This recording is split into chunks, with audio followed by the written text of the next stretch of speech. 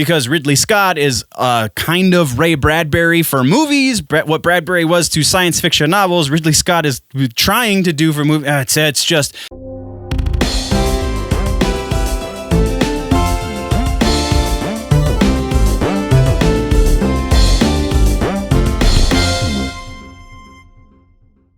Hello, Big Show nerds. We only have so much time to film today. I have a bunch of stuff to cover, so let's just jump right into the news. Let's get into TV streaming now, guys. So we have a bunch of follow-ups and then just a couple of actual news pieces. So first up, we have a follow-up on Gotham PD. We now know that it will, in fact, serve as a prequel to Matt Reeves' movie. Matt Reeves' movie is reportedly going to be the approximate year 2, if you will, of the Batman's career as the Batman, of Matt Reeves' version of the Batman. And then the series will take place during year 1, approximately, and we will see all of the things surrounding Batman with very likely an occasional cameo of maybe our Pats, or any of the other big actors from the show. Jeffrey Wright comes to mind. Pennyworth. We might see Alfred. There's so much possibility here. It's really awesome. No word if this is going to affect how long the show will potentially run, but it will be going to HBO Max, so very probably it will be a season, maybe 2.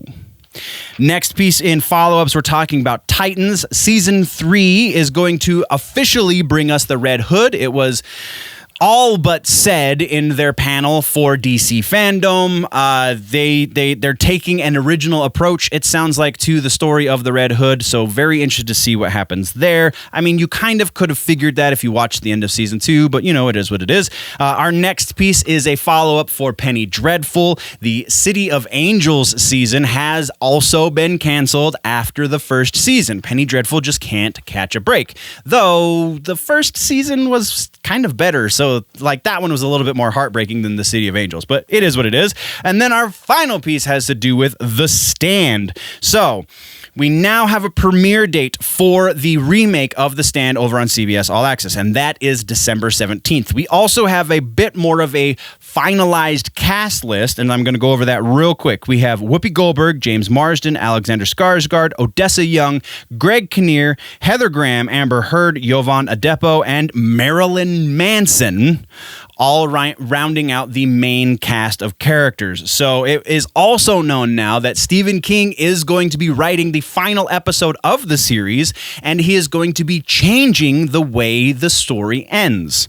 What does that mean? Only time will tell. Let's get into the actual news. And first off, we have the announcement that CW is doing a Powerpuff Girls series. Now, this is going to be a live-action series and is not going to be a reboot. This is going to be, in effect, a continuation. So it's going to pick up when the Powerpuff Girls are in their early to mid-20s, I believe is what it said. And it is going to be a Berlanti production anyway. It's not going to be part of the Berlanti verse because it's not Batman, it's not DC owned, but it is going to be Greg Berlanti at the helm, and it's going to deal with 20-something Powerpuff Girls dealing with a life of fighting crime as children and how they kind of get jaded. It just sounds really interesting. I really hope they don't muck this up. That was an M, not an F. And then our only other piece in news is The Haunting of Bly Manor. We have learned a thing or two since we last talked about this. It will be absolutely set in the 80s. And it will be released sometime this fall. It is safe to assume it's going to be sometime in October, specifically when we still don't have that date. But we did get some new promo pics to tide us over, kind of, so you can go find those over on the interwebs. That is what we have for TV streaming. Let's talk about movies. In movies, we have only one follow-up. That one follow-up is on the Snyder Cut, and we now know, because we knew for a while that the Snyder Cut was going to be a very long movie. The final runtime is over 4 hours. So, as it is being released on HBO Max, they are going to release it in 4 one-hour approximate chunks. And those 4 chunks can be watched individually, or you can set your HBO Max to play all 4 of them in sequence so that you can watch it as one giant movie. So that's pretty freaking cool. All right, now into, we have a real quick rundown of all of the trailers, the really awesome freaking nuts trailers that have been released over the weekend. This is just movie-related trailers. We have The Batman. Oh, if you haven't watched this yet, what are you doing watching me? Like, don't even finish this episode. Just go watch the Batman trailer. trailer.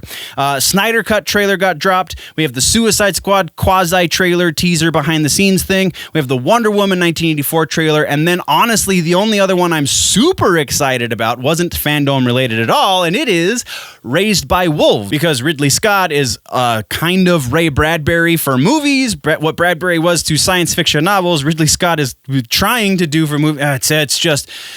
oh, it's so awesome. Go watch Raised by Wolves. All right, so we're getting into the news now. First off, we have the official announce of the DC multiverse. We now 100% have confirmed the rumor that DC will be operating under the premise of a multiverse in the movie realm. So every version of every character is legitimate and could make an appearance at some point or another because, multiverse. Also, fallout from DC Fandome, we got the official announcement for Static Shock. We are getting a live action movie, presumably. It was not specified, but it sounds, from the other language used, it sounds like it is going to be a movie. It is still in the early stages of development, but it is in stages of development. So that's super freaking exciting there. That also leads us into some comic book news, which we will talk about in a little bit. Then we're moving next to Black Adam. We have not a DC Fandome announcement. This happened outside of Fandome, and that is that Hawkgirl will officially not be a part of this movie, which is kind of weird and kind of makes sense all at once, because Hawkgirl, The Rock says, I'll be able to tell you some point down the road, which means once the NDA is null and void, then I'll tell you why, but basically it's a long story is pretty much what he said. And if you think about it, in the comic books, Hawkgirl is not a part of the Justice Society of America. We know the Justice Society is going to be in this movie. Hawkgirl is only occasionally associated with the Justice Society, so it kind of makes sense. Instead of Hawkgirl in this movie, they are replacing her with Cyclone, and that is straight from The Rock's fingertips because he was typing it. And then our next piece is the DC animated movie universe. We have the release of Superman, Man of Tomorrow. I always want to call it Son. I don't know why. Superman, Man of Tomorrow got released this past weekend. I believe it's on Friday. So if you haven't watched that, go find it, rent it digitally, whatever you got to do, watch that. And then our next release we already knew was Batman Soul of the Dragon, and then our next two releases have been made known as well. So first up is Justice Society World War II. I don't know how that's going to fit into the key. Very little is known about that so far. And then the next one is Batman Long Halloween is getting an animated movie. And not just that, but the animated movie is going to be split in half. So we'll be getting two Long Halloween movies, much like we got the Batman Returns years ago. They're splitting it in half so they can properly tell the whole story. Oh, it's going to be great. The first half of the movie is going to be released sometime early 2021, presumably after the Justice Society World War II movie. And then the second half of the Long Halloween will be released late in 2021. So that is what we've got there. And then our final piece of news also comes from DC Fandome, and it is Shazam 2. We have the official subtitle of the movie, and that is Fury of the Gods. That's right, multiple gods, and they are mad. So exactly what that means very much is up for speculation. I'm not going to do that in this episode because we only got so much time to film, so we're moving on. Let's talk rumors. Into the rumors. We've got rumors to talk about. You like the little theme? No, you don't. You hate it. It's okay. I'm okay with that. All right, so first up, we have Batwoman. This actually should have been in the last episode. Batwoman is now reportedly casting for a character called Jacob Zaz. What that means, we don't know. Is it just a code name for Victor, or is it somebody related to Victor and they just didn't want to use Victor because it's too confusing, because Warner Brothers still doesn't have faith in their fans? Who knows, but they are reportedly casting that character. Is this going to be how they introduce Victor, because this is like Victor's cousin or something? Who knows? Next rumor is The Thing. John Carpenter is himself teasing that a Thing remake might be in the works. That being said, it's not been announced officially from anyone. I wanted to put this in news, but because John Carpenter isn't even saying that it's 100% going to happen, it's a rumor. It sounds like he's going to be involved because he's the one teasing it and because of the way he teased it. So very likely this is going to happen. As far as the likelihood for Batwoman, Sure. I don't 50-50 on that. As far as a Thing remake, John Carpenter's involvement, I'm going 70% that a Thing remake is very likely to happen. John Carpenter is the reason why I gave it so high. Next, we're talking about Witcher. Reportedly, there is. We already know that there is a prequel series in the works. But reportedly, the prequel series is looking at Jason Momoa as one of the leads for the series. Likelihood for this one, 25%. It's possible. It's even probable. Likelihood that it actually happens, though, is pretty slim because Momoa, much like Ryan Reynolds, has a giant slate of movies ahead of him, and I don't know if he can find the time to do a whole season of a prequel show.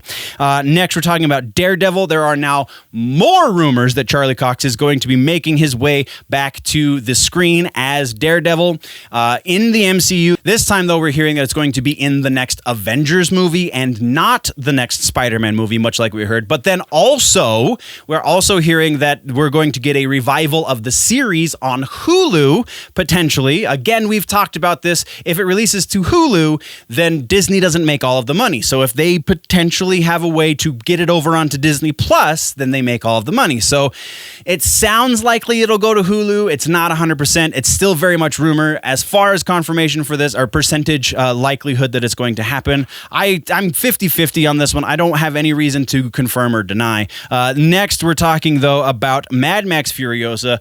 This rumor says that Chris Hemsworth is being eyed as the male lead for this movie.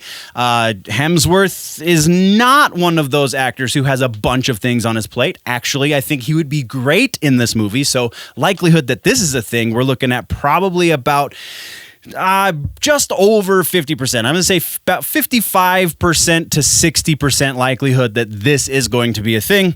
Next, we're moving over to Fast and Furious. It's rumored that they're looking at Tom Holland for a role in the 10th movie, which supposedly is going to take them into space. Likelihood that Tom Holland will be in Fast and Furious, about 10%. I don't think this is a likely thing at all. I think there's a lot of legalities in the way. I think there's also a lot of stuff that Holland has on his plate that is going to get in the way. So it would be fun if it happens. A very, very slim likelihood that this is going to happen. Next, we're talking about the first of our two Ghost Rider pieces. We now have report that Johnny Depp wants to be in Ghost Rider. He does not want to play the lead character. He does want to be in it, though. He wants to play the villain, and that villain he wants to play is Bounty Hunter. Likelihood that Johnny Depp is going to be in the Ghost Rider movie, he wants it, but that's not to say it's anywhere likely it's going to happen. I'm going to give that about 15% likelihood. As far as the villain being Bounty Hunter, very, very slim chance. I'm giving that about a 5% chance that it's likely. Our other Ghost Rider piece is that Ghost Rider, the character, will make his first appearance in the MCU in the next Blade movie, and it will be a small-ish part, and he will plant the seeds for the Midnight Suns, and then in the second Blade movie he'll be a more significant part of the story, and that will lead into his movie.